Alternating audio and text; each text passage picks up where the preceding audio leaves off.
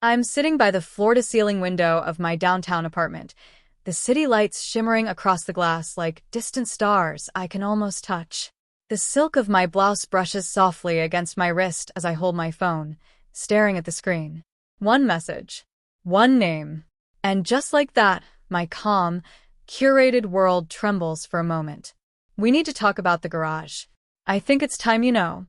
I let out a quiet laugh, half irony, half disbelief.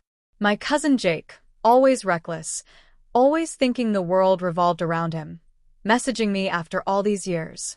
He once took my car, remember? That old cherry red Mustang I'd saved for, scrubbed for, practically lived in. And now he wants to talk. I traced the rim of my coffee mug, the ceramic warm against my palms, grounding me. Pride, irritation, and a flicker of amusement mix into a cocktail of emotions I can barely sort. I've built this life brick by brick, quietly, in ways he never noticed. And yet here he is, entering my ordered world with the audacity of a man who once believed nothing would ever change.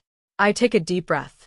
The hum of traffic below, the faint scent of fresh rain from the balcony, the distant buzz of my phone, it all seems sharper tonight. Tonight, the past is knocking uninvited. And for the first time in years, I wonder, am I ready to answer? I remember the summer I turned 22, standing in the driveway of my parents' old house, my hands trembling as I gripped the keys to my cherry red Mustang. Jake was leaning against the hood of his rusted truck, smirking, like he'd already won some invisible game. "You don't really need this, do you?" he said, casually, as if borrowing my car was the same as borrowing a pen. But it wasn't. That car was mine. Every late-night shift at the diner, every painstakingly saved dollar, had bought it. I froze, my chest tight, my throat burning. I remember the sting when Mom, rushing between us, waved her hands helplessly. "He's your cousin, come on." But her words felt hollow. Jake's grin widened, and in one swift moment, he took the keys from me. My voice caught in my throat. I wanted to scream, to fight, but instead, I watched helplessly as he drove away, the engine fading into the distance. I stood there, stunned, my fingers brushing the air where the keys had been. That night, I sat on my bedroom floor, the Mustang gone, and my dreams feeling as fragile as the evening light slipping through my blinds. And then I remembered Grandma's words, whispered during one of her quiet evenings in the kitchen. "Life will try to take what you love, honey, but it can never take what you build with your own two hands." Her gift to me that summer, a simple leather-bound journal, worn but sturdy, felt like a lifeline. She told me to write, to plan, to imagine a future where no one could take my independence from me. And for the first time, I saw a path. Maybe I couldn't stop Jake from taking the car, but I could reclaim control elsewhere. I could build something that no one, not even family, could steal. That night, I closed my bedroom door behind me, chest still tight, but mind clearer than ever. I made a decision that would define me. I was leaving behind the smallness of feeling powerless. I would learn, earn, and rise, quietly, patiently, until I held my own destiny firmly in my hands. And I would never, ever let anyone disrespect what I had worked for again. The next few years were a blur of late nights, small victories, and endless determination. After college, I moved into a tiny studio apartment in Chicago, the kind with a squeaky floor and a window that rattled every time a train passed.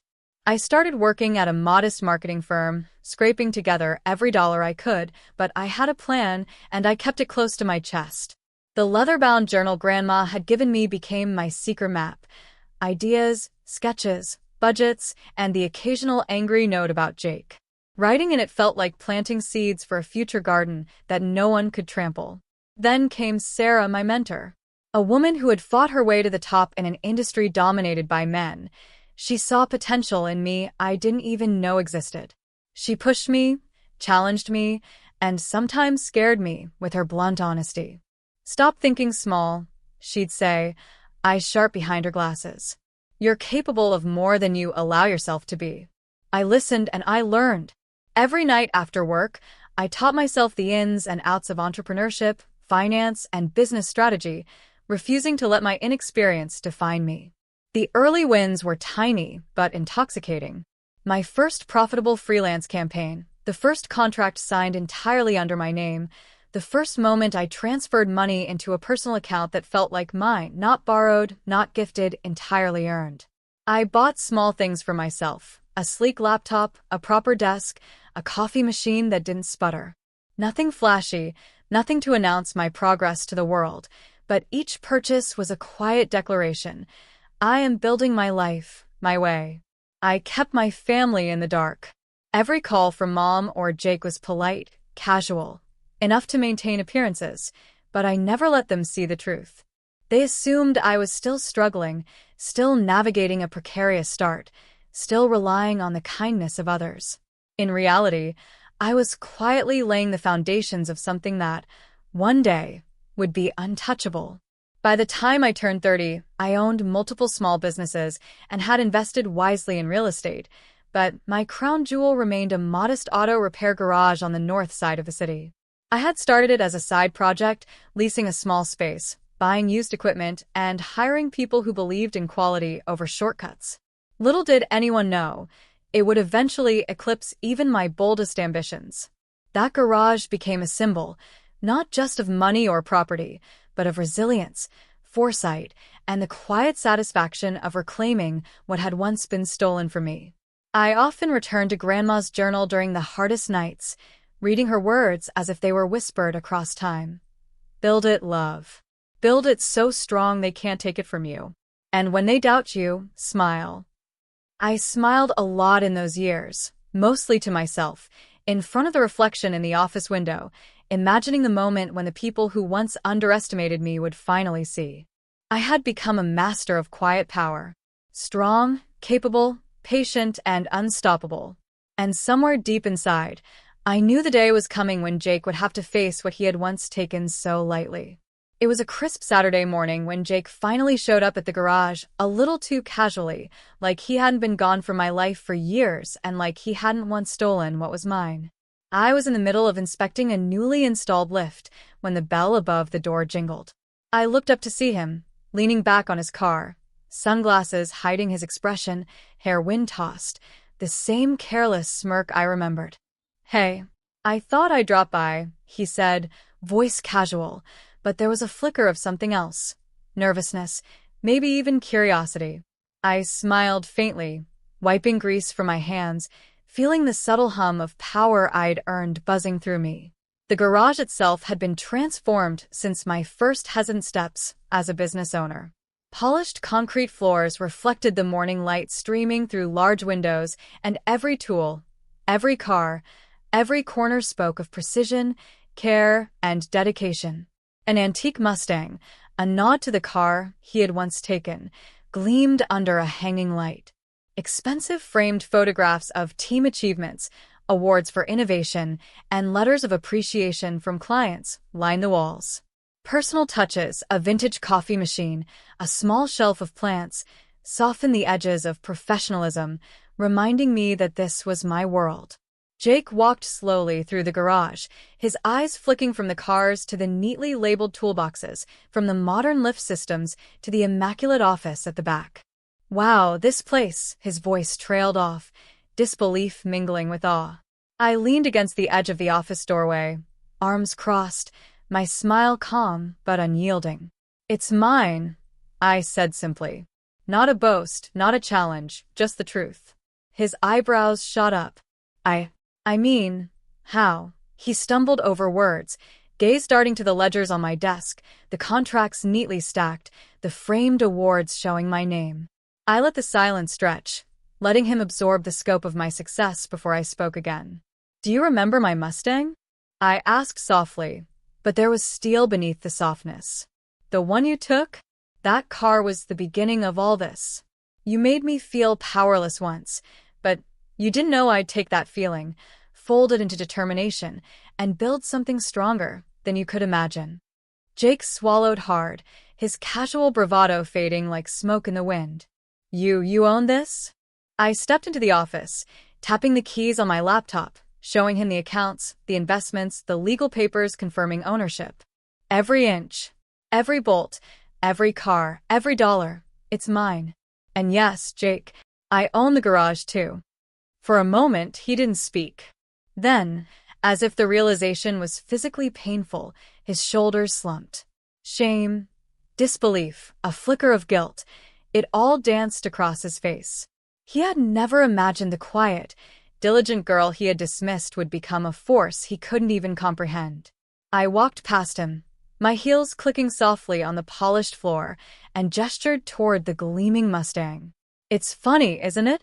The car you took taught me more than you ever could. I learned patience, focus, and the power of building quietly. And now the tables have turned.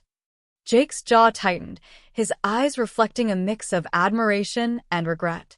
And for the first time in years, I didn't feel anger.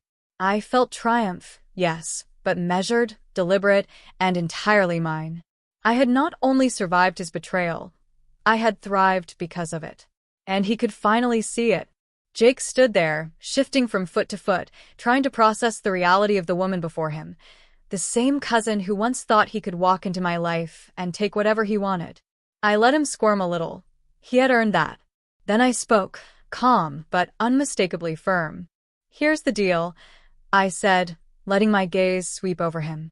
You want help? Fine. But it's going to come on my terms. He blinked, uncertainty flickering across his face. Okay. What do you mean? I leaned against the desk, folding my arms, each word measured. First, honesty.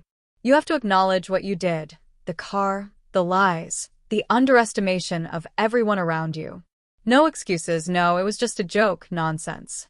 You own your mistakes. His jaw tightened, but he nodded, small and reluctant. Second, I continued, voice softening slightly but still firm. You need to stop leaning on others and start building something of your own. I will mentor you, yes, but only if you're willing to work, to plan, to be accountable. No shortcuts, no taking what doesn't belong to you. Jake swallowed, realizing that the easy life he had once assumed would continue was over. And if I fail? Then you learn, I said, letting a trace of warmth slip into my tone. But you will do it honestly, with integrity, and with respect, for yourself and for others. And yes, part of that respect includes acknowledging that this garage, this success, this life, it's mine. I didn't take it from anyone. I built it. There was a pause, the kind of silence that carries weight. I saw him glance at the gleaming cars, the organized tools, the letters of appreciation pinned neatly on the wall. I knew he understood now. Respect was not optional here, it was mandatory. Finally, I added, and one more thing, no toxic behavior. No excuses, no blame shifting, no undercutting others to get ahead. If you want to be part of this, you have to be better than that. He exhaled, a mixture of relief and apprehension. I can do that. I'll try. I want to do this right. I nodded, satisfied. Power had shifted, yes, but it wasn't about revenge. It was about boundaries, accountability, and growth for both of us. I wanted him to succeed, not to stumble again in the same traps that had once ensnared him. I wanted to prove that leadership could be firm but compassionate, authority tempered by understanding. Good, I said. Then we start tomorrow. I'll show you the ropes, and you'll learn to run things with integrity. And maybe, one day, you'll even surpass me, but only if you respect the process. I saw the flicker of humility in his eyes, something rare for Jake. It wasn't instant redemption, but it was a beginning. And I realized, as I watched him take in the garage, the achievements, and the life I had carved out, that this, setting boundaries, demanding respect, fostering growth, was the real power. Not the cars, the contracts, or the garage itself. The power was in defining my terms and finally making others play by them. For the first time in years, I didn't just feel victorious. I felt in control. Not vindictive. Not angry. Just unshakably, unapologetically me. Weeks passed, and I watched Jake transform in ways I hadn't expected. He showed up early, listened carefully, and started taking real ownership of his responsibilities. Mistakes still happened. Of course they did. But instead of deflecting or blaming, he learned to admit them and find solutions. I could see the old spark of arrogance slowly replaced by determination and humility. It wasn't just Jake who changed. The garage itself felt different, more alive. Employees who once whispered doubts now looked at us with respect, seeing the shift in energy. I began to recognize that this wasn't only about reclaiming what was taken from me. It was about creating a space where accountability, resilience, and integrity flourished. The Mustang in the corner, gleaming under the morning sun, had become a symbol of more than victory. It was a reminder that power built with patience and intelligence outlasts any fleeting advantage. One evening, after the garage had quieted down, I sat at my office desk and opened Grandma's leather-bound journal. The pages were filled with my younger self's dreams, fears, and schematics of the life I hoped to build. I traced her words with my fingers, reading again. Build it so strong they can't take it from you. And when they doubt you, smile. I smiled, remembering the frightened young woman who once watched her car disappear down the street, believing her independence could be stolen.